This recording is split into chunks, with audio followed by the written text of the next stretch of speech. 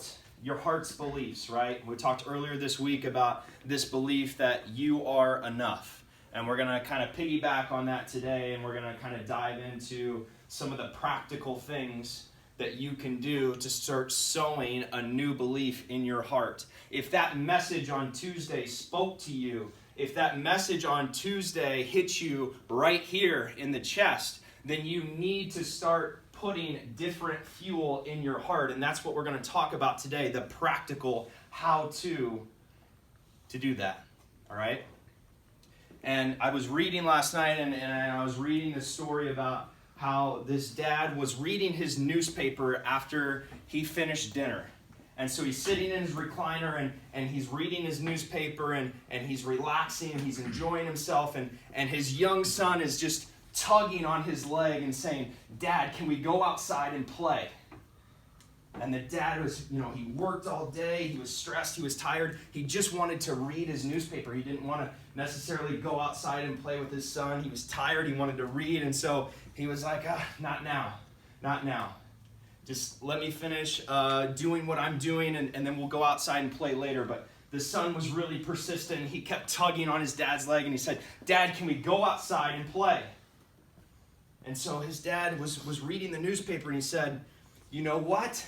If you do this," and he ripped a page out of the newspaper, because this page on the newspaper had a picture of the world on it. And so he ripped the page out of the paper, and he tore the page up into hundreds of pieces, and he gave it to his son, and he said, "If you put this world back together, if you put this picture of this world back together, then we will go outside and play."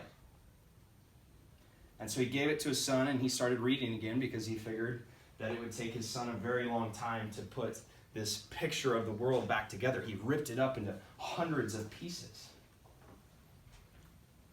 And the dad was shocked, because 2 minutes later, the son comes back, and he's got the paper taped back together, and the world is taped back together perfectly, and the dad cannot believe it.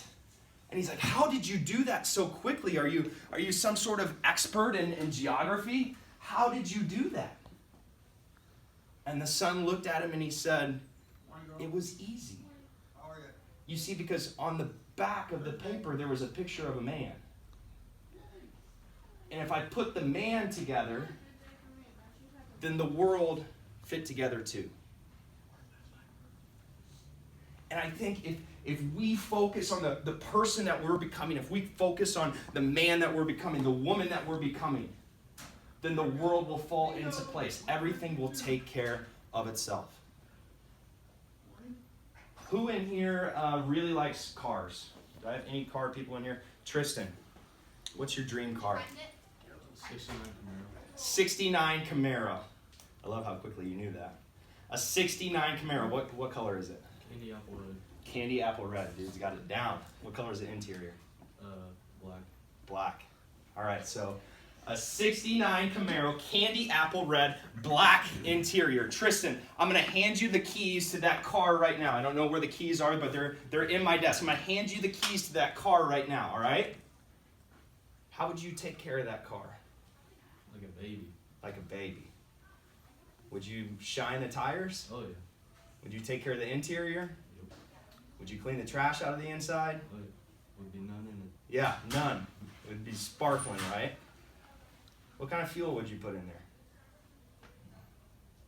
Race fuel. Probably the best, right? When you take it through the car wash, you're probably going to give them the $2 extra for the deluxe wash, right? When you go get the oil change, you're probably going to spend the extra $3 to get the best oil, right? Here's the thing. We're all driving 69 Camaros. They're us. We're all Ferraris. The problem is, we have these incredible machines that we are, and we're putting water in the gas tank.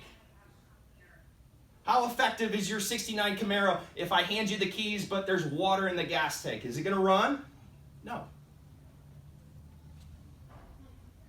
We have to understand that the fuel that we're putting in our heart has to drive us in a way that the car is going to run in the way that it was made to run. You see, I believe that the beliefs in your heart, you're never going to rise above or sink below the beliefs in your heart for too long. I believe in this thing called equilibrium. Eventually, you're going to settle exactly where your heart's beliefs are.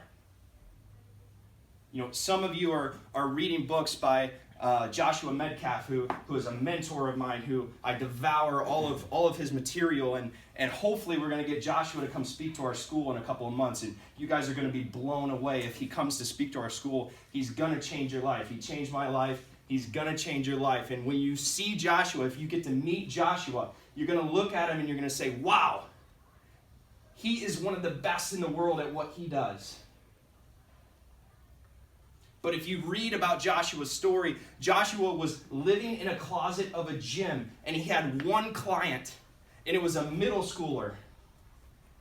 And he's living in the closet of a gym, and if you saw Joshua at that point in his life, you would never believe that he was becoming one of the best in the world at what he does. But he was sowing that belief into his heart every single day. And eventually, that's what he became. And so today we're going to talk about the different things that fuel your heart. I believe there's 7 things that fuel our heart.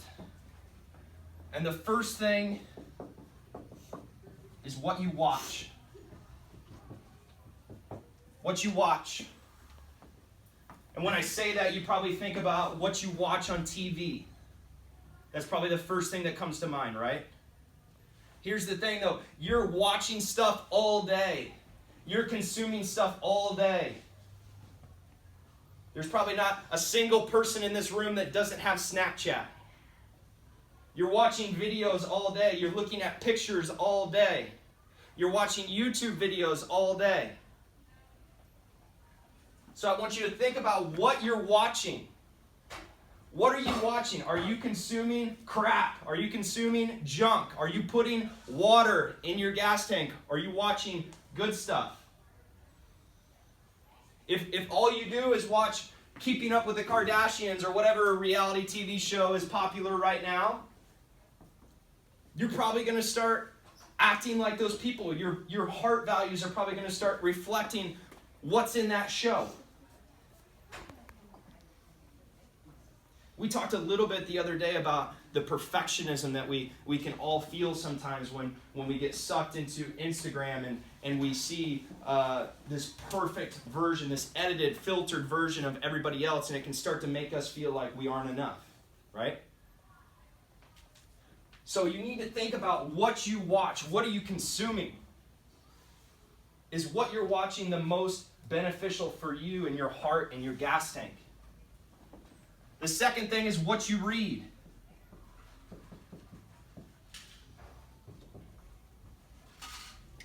What you read.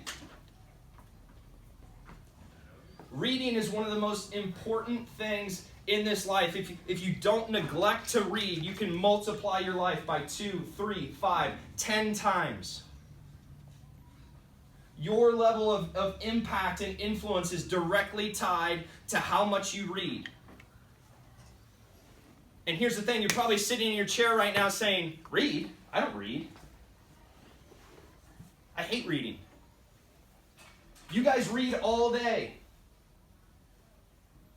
You read all day. You read on Facebook. You read on Twitter. You read on Instagram. You read on Snapchat. You just don't realize that what you're reading, right? Who gets really uplifted by going through their Facebook feed? What do people usually post about? Negative stuff. Their problems, right? And so if that's what you're reading all day, if that's what you're consuming, how is that affecting your heart? What fuel is that putting in the tank? You have to start seeking out wisdom. You have to start reading better stuff. The third thing is what you listen to.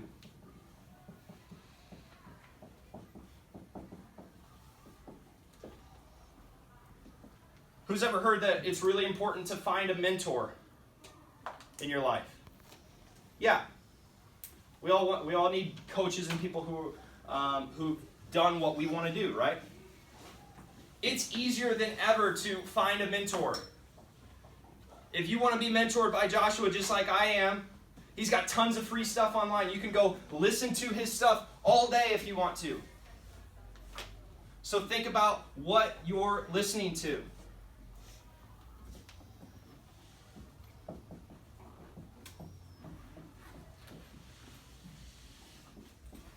The fourth thing is what you visualize. Are you constantly worried? Are you constantly stressed? Are you constantly visualizing the worst case scenario? Are you visualizing how things are going to work out, how things are going to go well?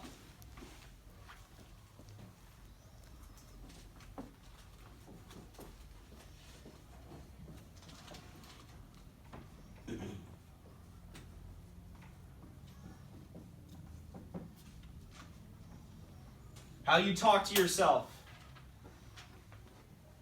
We're running out of time, but if you think about the last time that you made a mistake, if you go back to that moment in time and you think about the way that you talk to yourself, would you ever repeat that to somebody else? I think about the last time I made a mistake, I would never talk to somebody that way. But we talk that way to ourselves all the time. You've probably heard that you should treat others the way that you want to be treated, right? I think it's really important to talk to yourself the way that you talk to other people. If you're not your own best friend, if you're not your own best coach, then you need to look at your self-talk. Because many of us are our own worst critic. Start talking to yourself in a more beneficial way. We're out of time, so I'm going to end it there today, and we'll talk about the other two next week.